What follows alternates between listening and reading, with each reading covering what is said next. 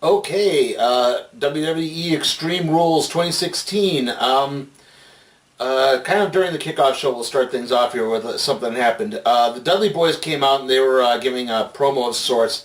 They talk about all of their Extreme Rules matches, how they made Extreme Rules in WWE, and of course they came from ECW, and that got a big ECW chant going. And then they immediately began running down ECW, saying, "Oh, when we left, ECW went to crap. We killed ECW. You people are all sheep because you just follow blindly whatever you want." And it's at that point that Big Cass came out. Still no Enzo. He's still on the mend. Cass makes his way down to the ring. Dudley's jumped Cass. Cass eventually fights them off, hits Devon with the East River Crossing, and that ended that segment. Funny thing is, right after that, they followed that with the promos for upcoming WWE Network programming, and it starts off with the promo for Swerved with Stardust in it, and it's funny because it's literally coming on the day that Cody Rhodes was granted his release. Okay, right after that, our first match of the night is a no disqualification match between Baron Corbin and Dolph Ziggler. Now, this is where I get a little confused. What exactly is the difference between a no disqualification match and an Extreme Rules match? Because we have one of those in the main event, obviously. Anyway, early on, Ziggler ran Baron Corbin into the ring post and then followed that up with a big drop kick. Corbin eventually pulled Ziggler out of the ring and then threw him into the ring post. Corbin then tied Ziggler up in the ring ropes and began punching him. Corbin then locked on a Cobra Clutch. Ziggler countered that with a Jawbreaker. Ziggler hit a big drop kick for a 2 count. Corbin then hit a deep 6 for a 2 count. Ziggler then hit the Famouser for a 2 count. Ziggler went for a super kick. Corbin dodged that out of the way and hit a low blow on Ziggler that enabled Corbin to hit the end of days for the 3 count and the win. Baron Corbin wins. And the funny thing is, immediately after that, the announcer, Mauro Ranallo, because it's still the kickoff show, criticized Corbin for a low blow in a no DQ match.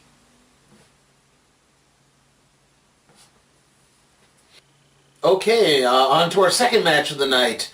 The Tornado Tag Team match. The Usos versus Karl Anderson and Luke Gallows. And again, we continue our trend of weird naming things.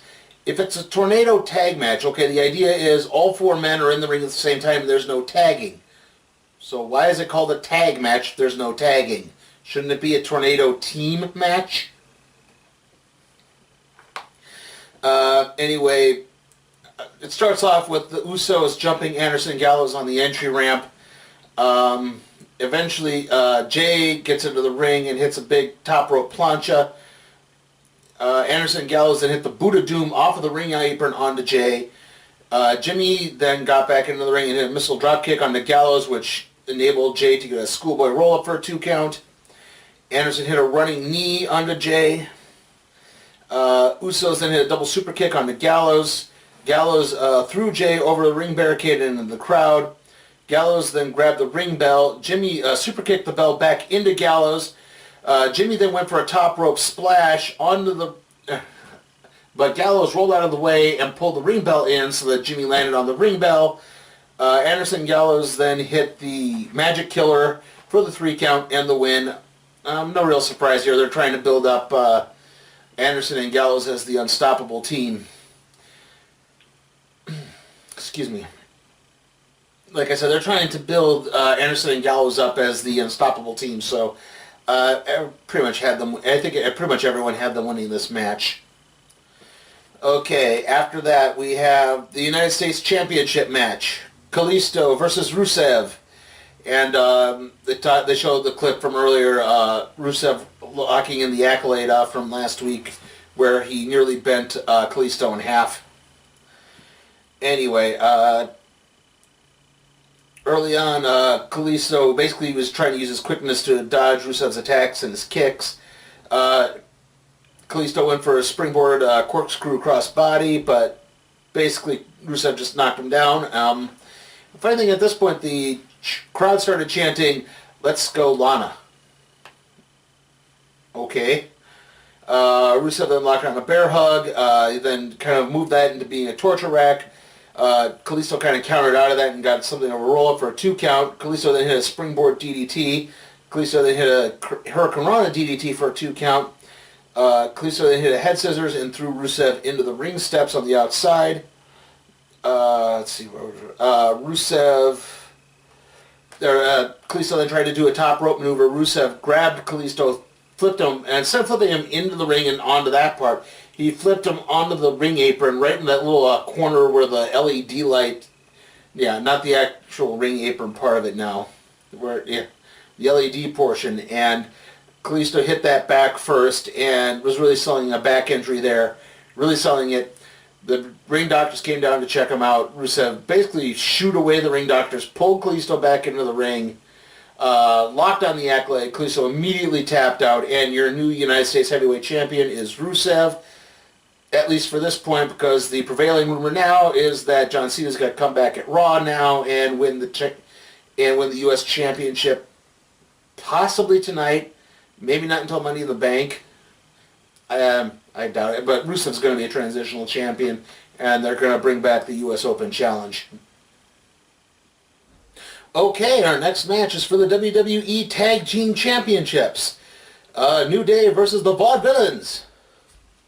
A unique thing with this match, New Day's team this time was Big E and Xavier, and I don't think it's been Big E and Xavier on a pay-per-view since last year's Money in the Bank. So, yeah, Xavier does not always is part of the team. It's usually a Big E and Kofi. Anyway, Xavier and English started things off. Aiden English threw Xavier Woods. God, Xavier Rhodes, jeez. Still doing that. Into the ring post. He tagged in Simon Gotch. Gotch then locked a modified chin lock onto Xavier. Eventually, it's kind of a... They isolated Xavier, but eventually Big E got the tag. He had 3 big belly-to-belly suplexes on Aiden English. Eventually, the they got to the outside. Big E went for a spear, but he missed, and they threw him out. The Vaudevillians then hit the Whirling Dervish on Xavier and only got a 2 count out of it. Big E then got back into the match, speared Aiden English through the ring ropes, and that distracted the referee long enough for Kofi to kick Gotch in the head, and then Xavier followed that up with a running knee to the head for the 3 count and the win. New Day retain. No real shock here. Again, they were really building towards a New Day Enzo and Cass feud, but with Enzo being on the shelf, they had to put the Vaudevillains into there, and from what I've heard backstage, Vince is not really big on the Vaudevillains, but yeah. Although I'm guessing they're probably going to face again at Money in the Bank. After that, we have the Fatal 4-Way Intercontinental Championship match. The Miz versus Kevin Owens versus Sami Zayn versus Cesaro. And starting things right off the bat, Zayn hits a haluva kick on Owens and knocks him right out of the ring. It's then that Cesaro hit Miz with the European uppercut and knocked him right out of the ring.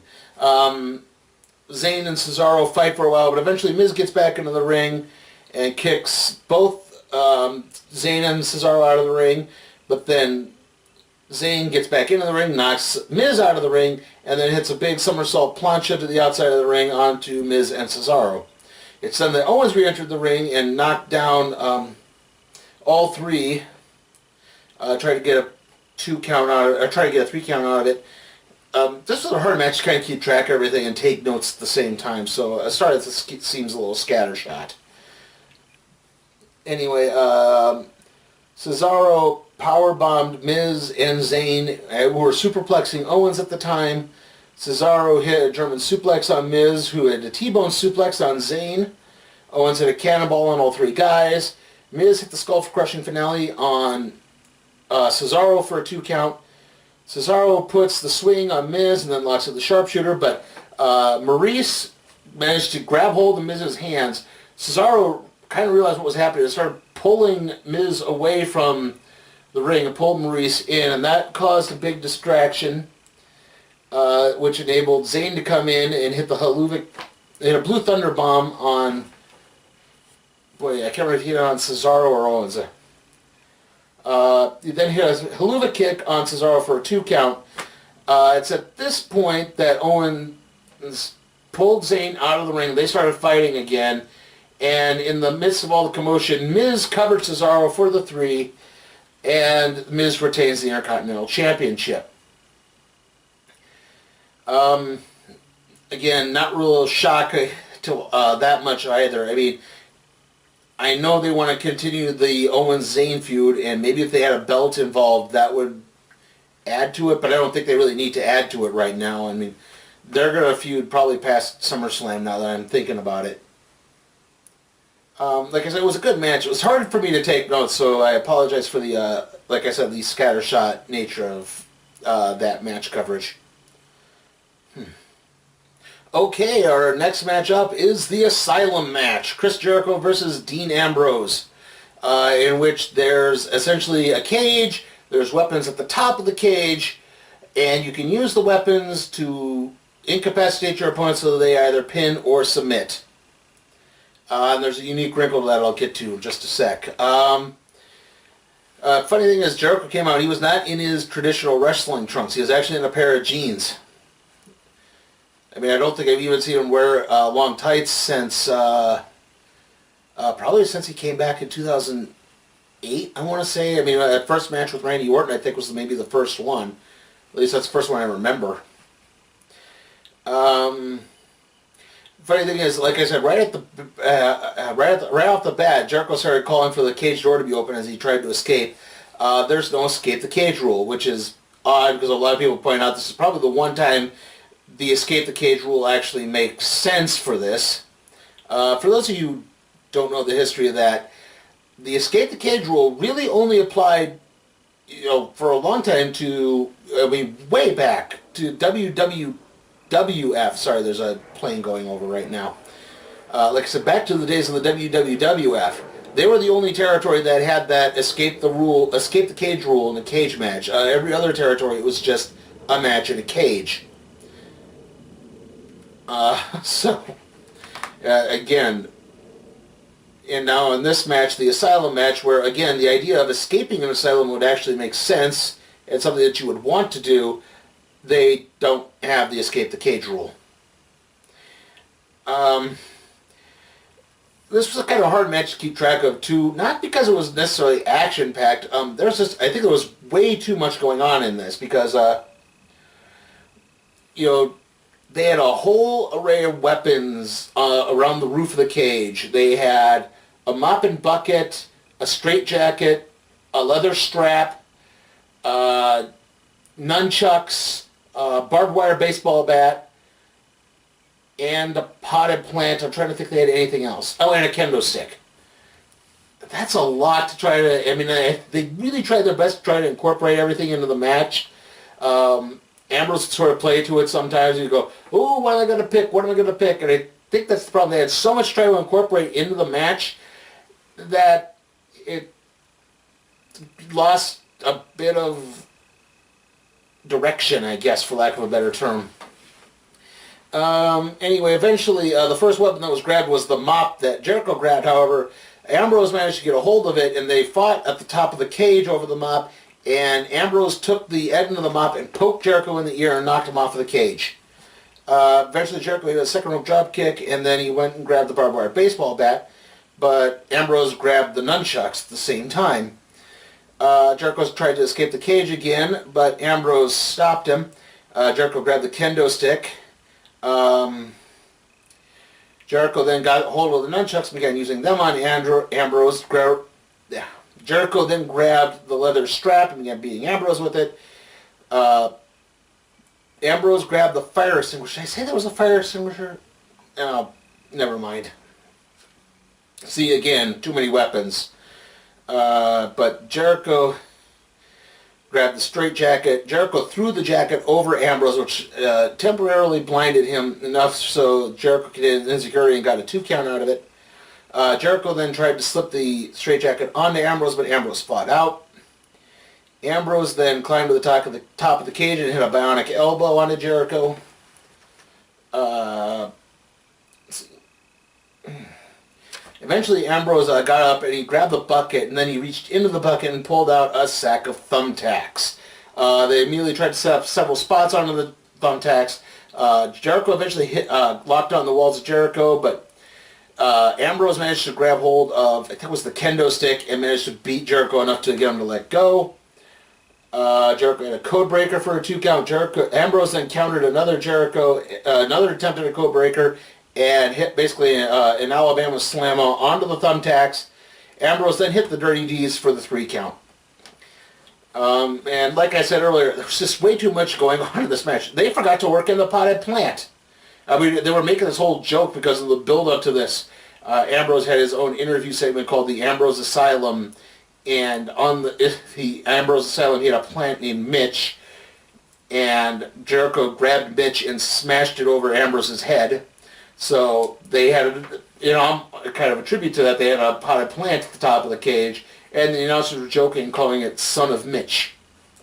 But again, it didn't work into the match at all, so one wondered, why was it there to begin with? Excuse me. Okay, our next match is the WWE Women's Championship submission match. Charlotte versus Natalya. Basically, this was a bunch of submission holds. Early on, Natalya hit a series of headlock takedowns. Charlotte then fought out and countered into an SDF. Natalya countered on that and locked on a springboard. Charlotte then powered out of an armbar and hit a powerbomb on it. Charlotte then did the trailer hitch, which, if you don't remember that was Jamie Noble's old finisher, like when he first came into the WWE and he was the king of the trailer park with the former Tough Enough contestant whose name escapes me. I want to say it was Nadia. Was it Nadia or Nydia? Maybe it was Nydia. Yeah. That was his finisher for a while, and then they changed it to the Tiger Bomb, which I never got because I loved that finisher. It looked cool. Anyway, Charlotte then hit a moonsault and knocked on a half crab. Natty fought out of it. Natty hit a big belly-to-belly suplex and then puts Charlotte in the sharpshooter. She pulls Charlotte away from the ropes, and then Ric Flair's music hits. Now, Ric Flair was banned from ringside, and he said, if you even try to interfere in the match, Charlotte will automatically forfeit the belt to Natalya. But, someone comes down in the Nature Boy robe, and she's pointing, it's like, hey, and Natty's like, wait, I win, Nature Boy's coming out. And then, nope, it turns out it's actually Dana Brooke. And I guess this is understandable, as Dana Brooke is supposed to be working with Emma as a partner against Becky Lynch, but with Emma now being injured, she just had to go through back surgery. I guess this might make sense to partner her up with Charlotte, at least for the time being. Anyway, it's enough of a distraction. The Charlotte locked the figure 8 on Natalya, and Natalya tapped. Afterwards, Ric Flair came out and began celebrating with Dana, and Charlotte kind of looked at them briefly and was sort of celebrating with them, but she actually looked more disappointed. Like, I guess now they're starting to plant the seeds for Charlotte turning on her father. I don't know when exactly that's going to happen, because rumor has it the main feud that's going to happen next is Charlotte and Paige once again, because Vince liked the feud between those two. Don't know too much more than that. Alright, and that leads us into our main event, the WWE World Heavyweight Championship Extreme Rules match. which is different than a no DQ match for some reason. Roman Reigns versus AJ Styles. Right off the bat, AJ had a few attempts where he tried to chain wrestle, but Reigns just powered out of it. Eventually, AJ rolled out of the ring, went after a chair, but Reigns kicked it back, grabbed a chair from the ring announcer area, but Reigns kicked that chair back into AJ's face. AJ clotheslined Reigns over the ring barricade. The two began fighting through the crowd. They fought all the way back to the place where the kickoff show panel table is. Reigns slammed AJ onto the table. AJ did a springboard, did his phenomenal forearm off the table. The two continued brawling. At no point did they go for a pinfall, which is, again, odd. It's an Extreme Rules match, so shouldn't falls count anywhere, too? Yeah, that comes up like 2 or 3 times in this. The moves get performed on the outside. Like, they have to get him back in the ring in order to get the fall, but it's an Extreme Rules match. What? Anyway, let's see, off the kickoff table. Anyway, the two eventually make their way back to the ring. Styles removed the padding through the barricade, threw Reigns into it. Then he removed the padding from around the floor. Tried to do the Styles Clutch on the floor, but Reigns powered out of it again. Let's see, anyway, then Styles tried to Styles Clash on top of the German announce table, but Roman countered out of that and flipped AJ into the back body, dropped AJ onto the English announce table. See, they got back into the ring. Reigns hit a sit-down Razor's Edge for a 2 count. It was actually a pretty good-looking move. Reigns then went for a Superman punch, but Styles countered with the cut block to Reigns' knee, which injured him. And Reigns countered a head scissors attempt that swung AJ into the ring apron. He then powerbombed AJ through the Spanish announce table.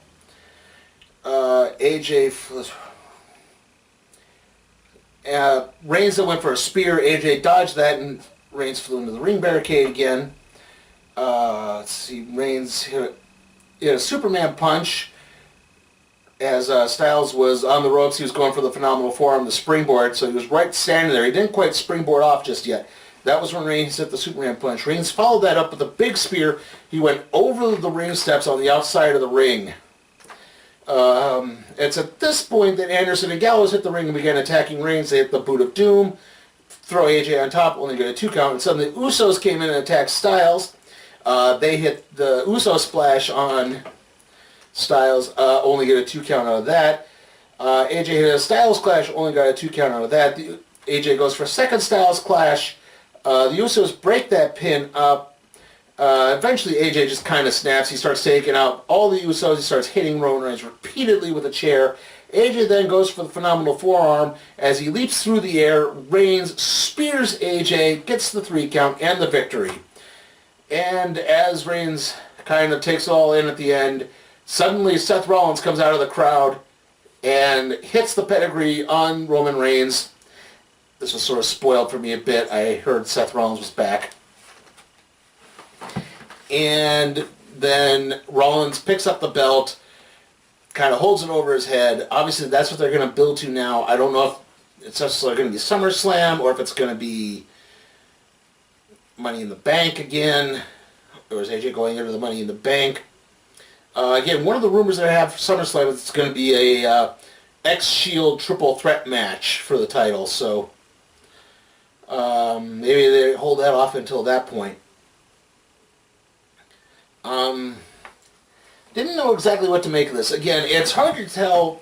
I know they want to push Reigns as the top babyface, but to be honest, Reigns, I think, was a bit more heelish. I would actually say the Reigns-Uso team, the Bloodline, I guess is what they were calling themselves, were maybe a bit more babyface than the Club, even though I think the Club are supposed to be more of the heels, even though AJ is obviously the babyface there. So I didn't quite know what to make of that. It was an okay match. It was a lot of high spots, which is fine, but maybe they overdid it just a little bit.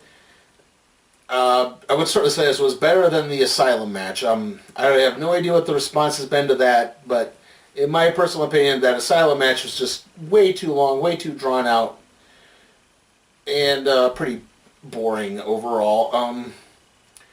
So overall, the pay-per-view was pretty ho-hum. Nothing really surprising, except for maybe the return of Rollins.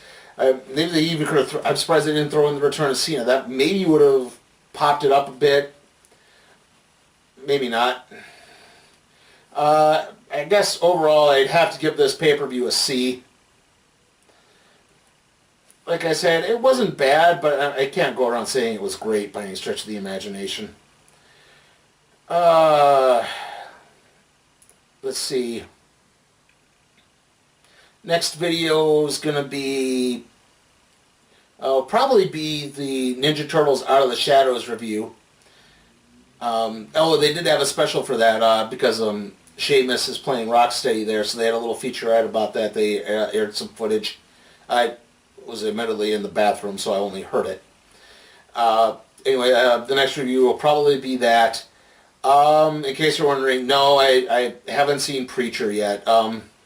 Sundays at 9 is just not a very agreeable time for me. I'm kind of tired. I get back home about that time, and I just kind of want to unwind before I go to bed. So something intense like Preacher, I don't know. I'm also not terribly familiar with the Preacher comic. I'll probably catch it on demand, but I don't think I'm going to do a formal review for it. Anyway, like I said, probably the next review is going to be Ninja Turtles. See you all then.